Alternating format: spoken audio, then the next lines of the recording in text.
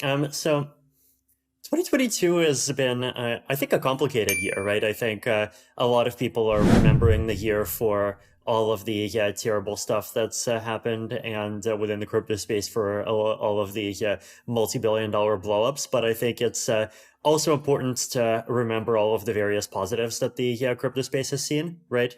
So the merge, I think, is the most recent one, but the big one, right? This is something that the Ethereum has been waiting for pretty much since its inception, right? And it's been delayed and complexified and turned out to be more complex than we thought. And lots of things have happened. But, now finally, as of September 15th, I think it was 0645 UTC, we actually have a proof of stake chain, right? And, doesn't it just like feel good to be able to say, like, not Ethereum is going to reduce its energy consumption by 99.9%, but Ethereum has reduced its energy consumption by 99.9%, right? Like, we're literally talking about going from a level of electricity consumption similar to the entire country of Austria to a level of electricity consumption similar to the entire country of, I don't know, maybe San Marino, maybe Vatican, like one of those, right?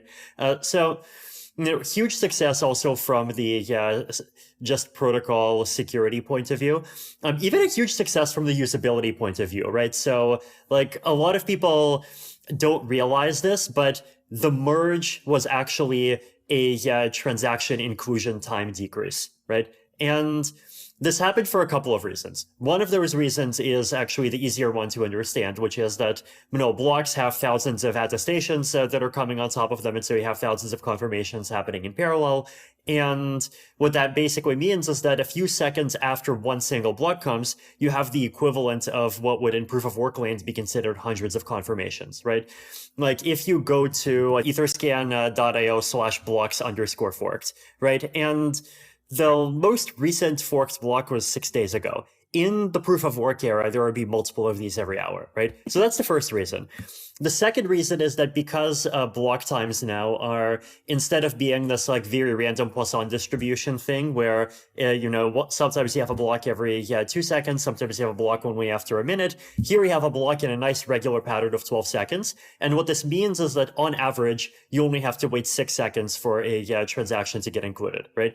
Now, this all sounds theoretical, but just from my own very practical experience, like my experience using Ethereum has just improved massively. It's like, night and day compared to, let's say, July 2020 before all of this stuff and before EIP 1559 happens, right? Like these days, when I send a transaction, I click send, I wait a couple of seconds, and then I see, oh, that transaction got included into one block and it already has one confirmation.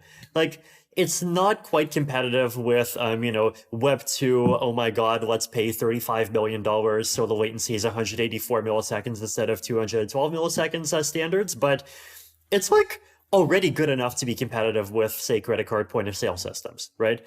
And that's something that I think is really important to appreciate. Like there's been just this massive increase in the usability of the base Ethereum chain that's happened pretty much under our noses. And EIP 1559 was the first half of this, the merge was the second half of this, and the third half of this, of course, is going to be rollups that have pre-confirmations, which is coming next year. And later on, we'll talk about how I think 2023 is going to be the year of rollups actually hitting stage 1 of trustlessness, which will mean that Ethereum actually finally is in its scalable era, right? But before that, so the merge happened, and the merge was amazing. 2022 was also the year of ZK EVMs, right? So 5 years ago, the zeitgeist basically was that, oh, there is this fancy thing called ZK Snark technology, and like maybe theoretically it could make abstract proofs and you can turn things into polynomials and like put stuff on top of stuff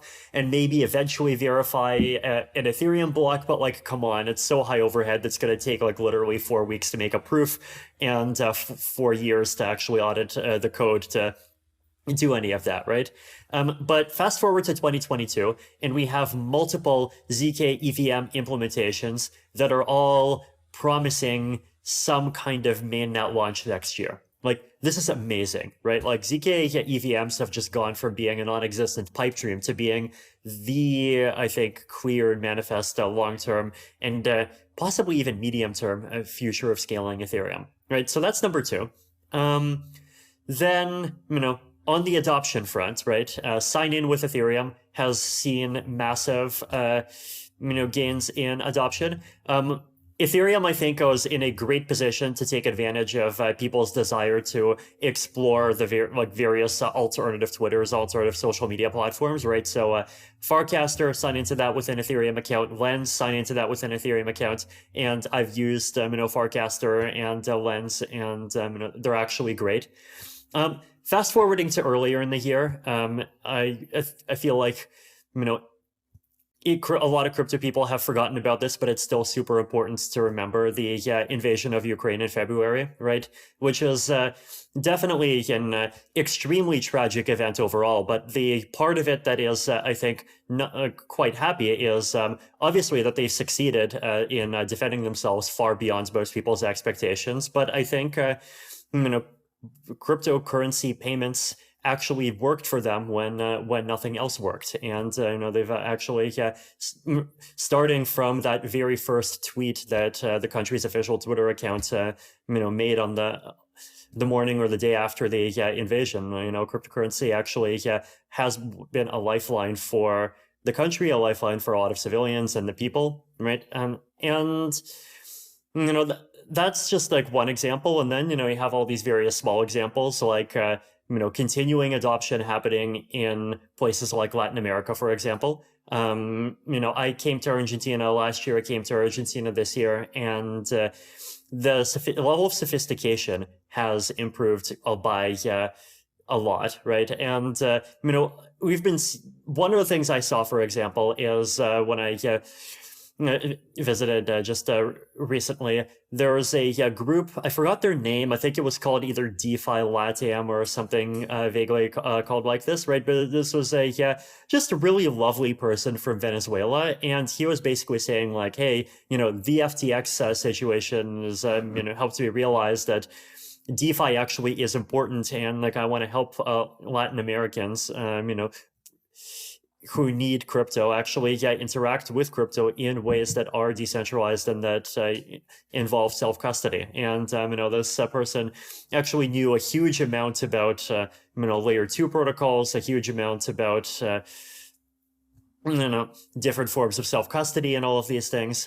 So all of those things are continuing to move forward. Cryptocurrency is continuing to get used for philanthropy a lot. Last year was the year of Crypto Relief India getting its money, but this year Crypto Relief India continued spending some of its money. Also Balvi, it's this group that I helped spin up that used some of the money to put money into these more experimental, but potentially much more high payoff options in terms of protecting people now and in the future against viruses. And that's funded amazing stuff like, UV lamps, open source vaccine projects, and a whole bunch of things. And like cryptocurrency as a international payment instrument for philanthropy has just been huge there, right? So I think it's important to just remember 2022, both not just for the massive failures, but also for all the amazing technological and adoption backdrops that we've had. And I think even the first inklings of cryptocurrency and blockchain space's ability to actually have very significant positive impacts on the world. But that's the year. So